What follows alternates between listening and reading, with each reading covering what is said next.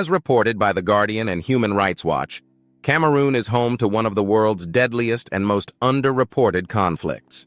While global attention drifts from crisis to crisis, from Ukraine to Gaza, a silent war continues to ravage lives in the heart of Africa. It's called the Ambazonian Conflict, and it's tearing Cameroon apart from within. The origins of this brutal conflict trace back to colonial times. After Germany's defeat in World War I, its territory, then called Cameroon, was split between France and Britain. The British-administered southern Cameroons developed its own identity under English common law and a different education system. Meanwhile, French Cameroon evolved under civil law and Francophone culture. This colonial split would create a linguistic and cultural fault line that still divides the nation today. In 1961, the United Nations held a plebiscite to determine southern Cameroon's future. But the vote was deeply flawed. The people were given only two options: join Nigeria or unite with Francophone Cameroon. Full independence wasn't even on the table. Southern Cameroons chose unification, hoping for equal partnership. Instead, they got absorption. The federal structure was dismantled in 1972 by President Amadou Ahidjo. What followed was decades of political exclusion, economic neglect, and cultural erasure. The breaking point came in 2016. Peaceful protests by lawyers and teachers in Anglophone regions were met with brutal military force. According to Amnesty International, arrests, torture, and live bullets turned civil dissent into a bloody rebellion. In 2017, on the anniversary of the unification, separatist leaders declared the independent state of Ambazonia. Since then, the conflict has spiraled into armed warfare.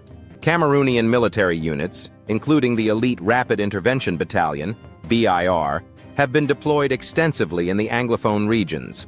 Their tactics, according to Human Rights Watch, include house burnings, extrajudicial killings, mass rapes, and the use of anti-terror laws to jail civilians without fair trials. On the other side, Ambazonian separatist groups, often fragmented and internally divided, have retaliated with guerrilla attacks, kidnappings for ransom, and school burnings, devastating education across the region.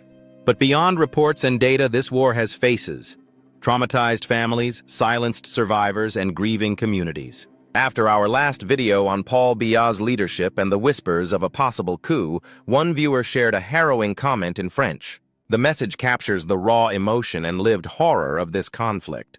Summarized and translated, they wrote, "The BIR is not a protector in Ambazonia, it is a destroyer.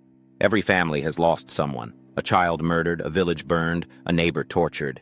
Over 70,000 have been killed. Our people live with trauma, grief, and the memory of loved ones stolen by war. Ambazonia has never been part of Cameroon. Our independence is non-negotiable." This comment isn't just feedback. It's a cry for help. A reminder that behind every policy failure and military campaign is a human cost that can never be undone. According to the UN and OCHA, over 6,000 people have been killed since 2016. More than 1 million have been displaced internally, and nearly 80,000 refugees have fled to Nigeria. As of 2024, 3.4 million Cameroonians need humanitarian assistance. Yet this remains one of the world's most neglected crises, underfunded and underreported, mentioned 15 times less than the war in Ukraine in international media. The damage to education and healthcare is staggering. Over 3,000 schools have closed. Hundreds of thousands of children are out of school. Health facilities have been bombed and humanitarian workers attacked. In the Anglophone regions, once key contributors to Cameroon's GDP, industries like cocoa, timber, and oil have collapsed. According to World Bank estimates, if the war continues, national GDP could drop by 9%, deepening poverty even further. Yet efforts to end the war have stalled. Mediation efforts led by Switzerland and later by Canada collapsed after the Cameroonian government pulled out.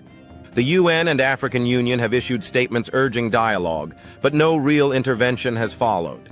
State sovereignty continues to block external involvement, even as civilians suffer. So now the question must be asked, why is the world ignoring Cameroon's silent war? Why do we allow a conflict of this scale, with thousands dead and millions displaced, to fade into the shadows? Drop your thoughts in the comments. Should the UN intervene? Can peace still be negotiated? Or has Cameroon crossed the point of no return?